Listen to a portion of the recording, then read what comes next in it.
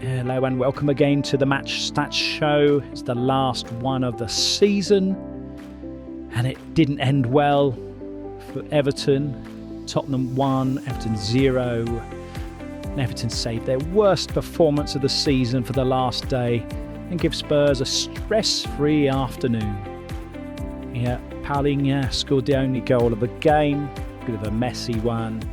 Hits the post after out-jumping about 6 Everton players and then follows up his own setup. And Everton offered almost nothing all day. And we had one moment, maybe two, from Tariq George, but yet it was pretty pathetic.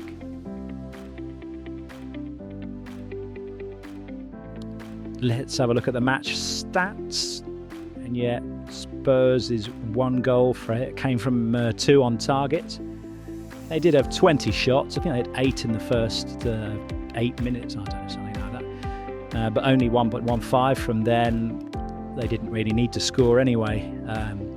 30 touches in our box. Slightly higher pass accuracy in Everton and a shared possession. We did manage 10 shots, 1 on target. I think King had a couple headers that just went over.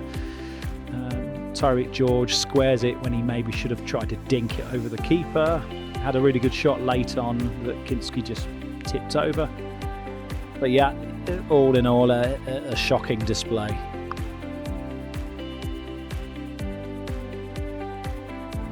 And looking at the matching moments, I can't remember any. Paulinho scored after 43 minutes. The end of the first half, we had errors leading up to electronic errors with the referees that made the game, took within 5 minutes to get started in the second half. But almost nothing of note until we brought on our subs. George had a few bright moments. Alcaraz came on in the 84th minute, I think. Actually thought he looked the liveliest player, even Seamus Coleman. But yeah, I mean, there was no matching moments, was there really? No, it was bad.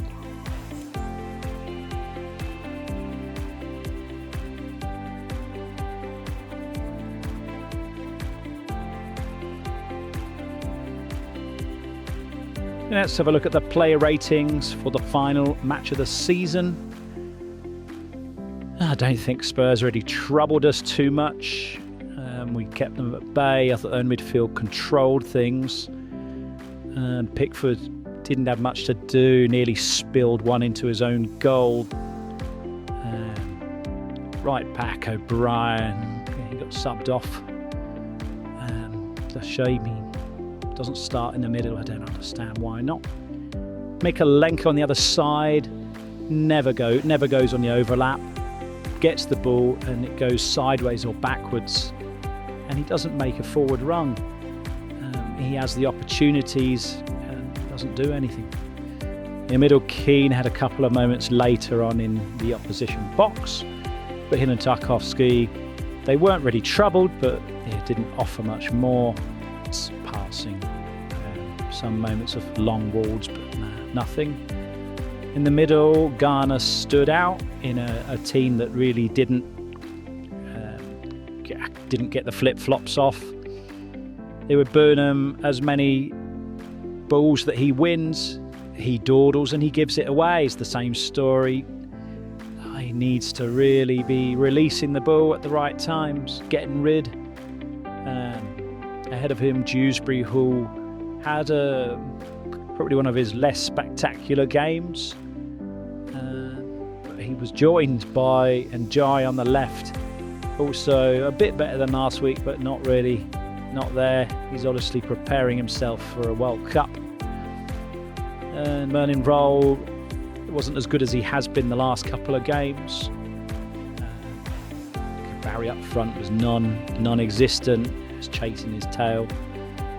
I think Beto didn't do much more when he came on. Armstrong looked he got himself about a bit as he took over Garner's position for a while. George, as I said, was decent. Coleman made a few runs into the opposition half, a couple of overlaps. And Alcaraz he did a bit, tried to get things moving, and that was that.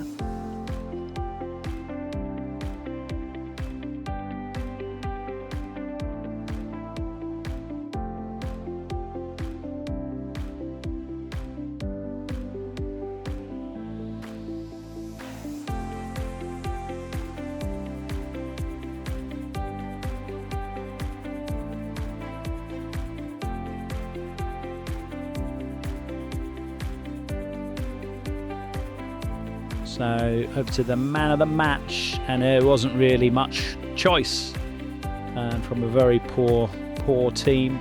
There go Ginny Garner, and not for the first time as he won man of the match. Pass accuracy brilliant, 94%. He played the whole match, most of it in the midfield, did cover right back for a short time and looks better than any other right back we've got. Created 4 chances, 80 touches. Command quite well, but yeah, everyone else was lacking around him, and like I said, he stood out like he has done all season. So well, I'm Jimmy Garner. Hopefully next year you'll have some better players around you. And normally we do an up next. Well, up next, it's going to be next season. Let's hope the transfer market does what it means to do. We get 3 or 4 top first names on those team sheet type players. Thank you for joining Toffee Stats, and we'll see you next season.